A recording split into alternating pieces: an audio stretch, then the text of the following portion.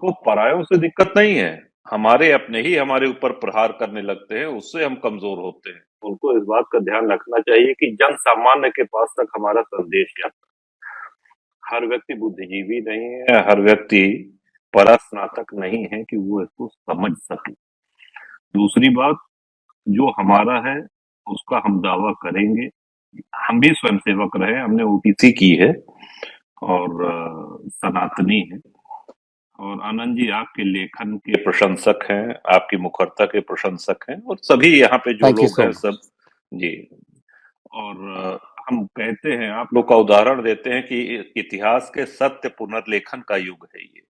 जो इतिहास इतने वर्षों से दबाया गया है। और सबसे बड़ी बात यह है कि आप ये देखिए कि आज संभल में अगर बिजली का मीटर बदला जाना है तो ऐसा लग रहा है जैसे पूरा अर्धसैनिक बल लेकर के और सीमा पे हमला करने जाना पड़ रहा है। आपने देखा होगा टीवी पे। बिजली का मीटर तो विद्युत विभाग का कर्मचारी बदलता है। हमने विधानसभा में भी कहा, मैं विधायक हूँ 7वीं बार उत्तर प्रदेश की विधानसभा से। तो बिजली का मीटर बदलने जा रही पुलिस, ऐसा तो आप समझ सकते हैं कि उत्तर प्रदेश में योगी जी के होने के बाद भी सामान्य प्रक्रिया बिजली का मीटर बदलना या कटिया चेक करना ये तो एक आम बात है।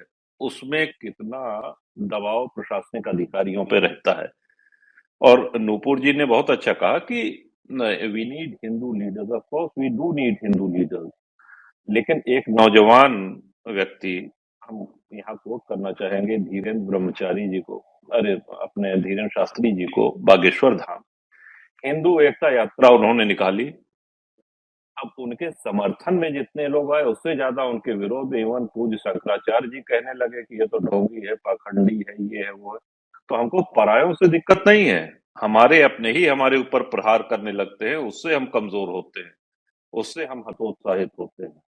तो सबसे पहले तो हमको ये प्रण लेना है कि कोई भी सनातनी अपनी क्षमता अनुसार कुछ भी काम अगर सनातन का कर रहा है तो कम से कम हम इतना ध्यान दें कि उसके ऊपर प्रहार न करें, उसको हतोत्साहित न करें।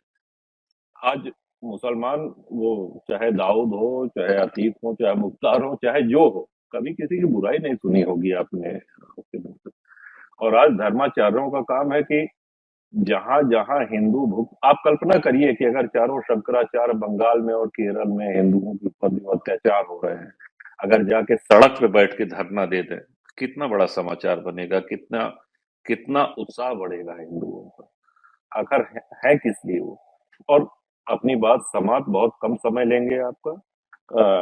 महाकुंभ का आयोजन है, आप सभी आमंत्रित हैं, उसमें आइए। और वहां आपको अपने विचार रखने के लिए बहुत उपयुक्त मंच मिलेगा। पूरे भारत के सनातनी हिंदू रहेंगे, हर जात बिरादरी के लोग रहेंगे।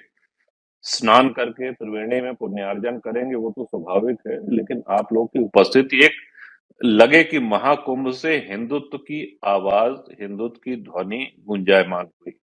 अब रखते हैं, और भी बहुत से वक्ता हैं और भी बहुत से लोग हैं, तो सादर प्रणाम सभी को जय जय Siya Ram. Thank you so much, Raja ji. Actually, before I come to Pandit ji is also here. Prachyam has been ji with for a very long time. Thank you so much, Prachyam. Yogi ji भी आ गए हैं। नुपुर से मेरा एक सवाल था, मैं पूछना चाह रहा था